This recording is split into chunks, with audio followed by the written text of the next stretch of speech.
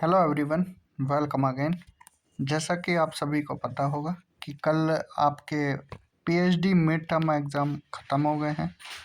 अब आगे क्या करना है? देखिए, आगे 31 मार्च तक आपको रिव्यू ऑफ लिटरेचर की पीपीटी सबमिट करनी है। तो आपके पास अभी काफ़ी दिन है, तो आप अपने रिव्यू ऑफ लिटरेचर पर भी काम कर सकते हो। अब रिव्यू ऑफ लिटरेचर में काफ़ी कैंडिडेट को दिक्कतें आ रही हैं टॉपिक से रिलेटेड।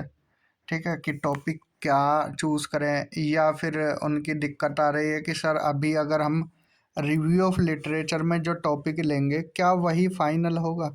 तो आज हम इन सभी बातों के यहाँ पर आंसर देंगे।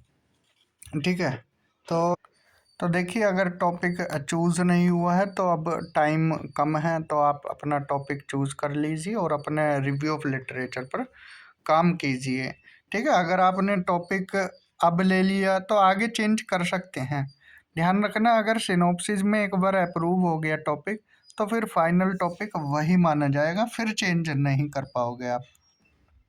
तो रिव्यू ऑफ लिटरेचर के लिए मेन है सबसे पहले टॉपिक, कि टॉपिक क्या चूज़ करें। आप देखिए, बार बार हमने यही बताया है कि आप अपने सब्जेक्ट से रिलेटेड जिस सब पार्ट में यूनिट में आपको इंटरेस्ट है उससे रिलेटेड ही आप टॉपिक लीजिए। ठीक है, पॉलिटिकल साइंस है तो काफ़ी टॉपिक हैं इसमें भी। आप ग्लोबलाइजेशन पर कर सकते हो, पंचायती राज पर, नीति आयोग पर, किसी भी आप बॉडी पर कर सकते हो, संस्था पर, इंस्टीट्यूशन पर कर सकते हो। ठीक है, हिस्ट्री है, हिस्ट्री में भी काफ़ी अच्छे टॉपिक है, role of women in freedom struggle. ठीक है, ऐसे काफ़ी अच्छे अच्छे टॉपिक है। ज्योग्राफी है, ज्योग्राफी में तो बहुत टॉपिक है। ह्यूमन ज्योग्राफी से रिलेटेड आप किसी भी टॉपिक पर अपने रिव्यू ऑफ लिटरेचर कर सकते हो। पीपीटी कैसे बनानी है आपको? सिंपली, अगर आपके पास लैपटॉप है तो लैपटॉप पर ही बनाना। फ़ोन पर बनाओगे तो आप जब प्रेजेंटेशन दोगे शायद तब उसका फ़ॉन्ट बिगड़ जाए या लैपटॉप में जाकर बिगड़ जाए, इसलिए कोशिश करना कि लैपटॉप से ही आप अपनी पीपीटी बनाकर फिर उसकी पीडीएफ बनाकर, ध्यान से सुनना, फिर आप रिपीटेड सवाल पूछते हो। पीपीटी की पीडीएफ बनाकर आपको मेल करनी है और पीपीटी एक अपने पास भी सेव रखनी है। पीपीटी वो कहते हैं जो स्लाइड वाली होती है, पीडीएफ वो होती है जैसे ये हमने पीपीटी की पीडीएफ बना दी है। अगर एक ही स्लाइड की बात करें तो उसको बोलते हैं क्या, पीपीटी। यहाँ पर हमने पीडीएफ में इसको कन्वर्ट कर दिया है। ठीक है जी। अब टॉपिक देखिए, कोई अच्छा सा टॉपिक लीजिए जिसमें आपकी रुचि हो, आप उसी हिसाब से रिसर्च करना। किसी के बाउंड में आकर कोई आपको बाउंड कर रहा है कि ये टॉपिक लेना है, ये नहीं लेना है, तो वो काम मत करना, क्योंकि आप आगे 4-5 साल परेशान हो। उससे अच्छा है कि आप अपने मन की बात सोचें, जिसमें आपका इंटरेस्ट है उस टॉपिक को ही लें और उसी पर ही वर्क करें। इधर उधर ज़्यादा ध्यान ना दें, लोग क्या बोल रहे हैं, बाकी सब क्या बोल रहे हैं। करना आपको है, ठीक है, वर्क आपको करना है, सारी चीज़ें आपको करनी है। तो अपने हिसाब से ही आप टॉपिक चूज़ करना है। इसके लिए आप जो न्यूज़पेपर हैं उनको पढ़ सकते हैं, गवर्नमेंट की वेबसाइट है उनको पढ़ सकते हैं, रिसर्च पेपर पढ़ सकते हैं, बुक्स पढ़ सकते हैं, आर्टिकल्स पढ़ सकते हैं, थीसिस पढ़ सकते हैं। ठीक है, थीसिस आपको लाइब्रेरी में मिल जाएगी, लाइब्रेरी में नहीं मिलेगी, शोध गंगा, शोध गंगोत्री पर पढ़ सकते हो। आर्टिकल्स पढ़ सकते हो, न्यूज़पेपर के आर्टिकल्स। ठीक है, द इंडो इंडियन एक्सप्रेस, किसी भी न्यूज़पेपर के जो आपको अच्छा लगता है।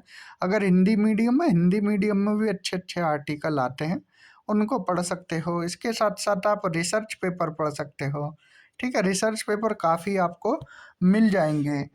बुक्स पढ़ सकते हो अपने टॉपिक से रिलेटेड बुक।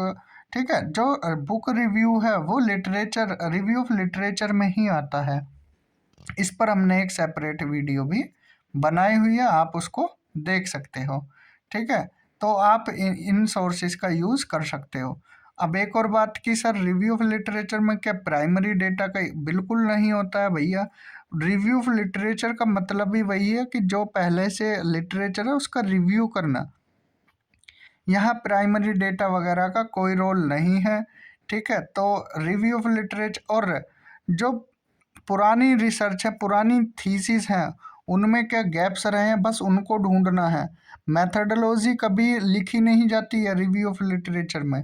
जो बोलते हैं कि मैथडोलॉजी लिखी जाएगी, कैसे लिख सकते हो आप? वो सिनॉप्सिस में लिखी जाती है। क्या? रिसर्च मैथडोलॉजी, कि हम अपनी जो रिसर्च है उसको इस तरह से प्रारूप देंगे, मीन्स उसको इस तरह से पूरा बनाएंगे। जैसे उसमें एक पूरा फॉर्मेट होता है, इंट्रो, ऑब्जेक्टिव कब देने हैं, ठीक है। रिव्यू ऑफ लिटरेचर सिनॉप्सिस का ही पार्ट होता है, ठीक है, ये भी ध्यान रखना है।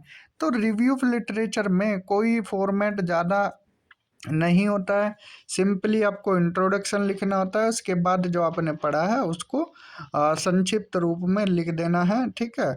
और बाकी आप 15-20 रिव्यू भी कर लोगे। मान लीजिए 5 थीसिस के, 5 रिसर्च पेपर के, 2 बुक के, 5 आर्टिकल के, 2-3 गवर्नमेंट वेबसाइट से कोई भी डेटा ले लेना, तो इतना एनफ रहेगा, ठीक है, 20 पेजेस के आसपास में, ठीक।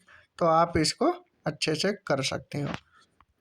अब आपको वैसे कोई दिक्कत होनी नहीं चाहिए, इस पर हमने 3-4 वीडियो बना दी हैं। अब आपके पास फ्री टाइम है, 12 मार्च है, तो 19 दिन में आप अपनी इस पूरी जो रिव्यू ऑफ लिटरेचर है उसको बना सकते हैं, ठीक है।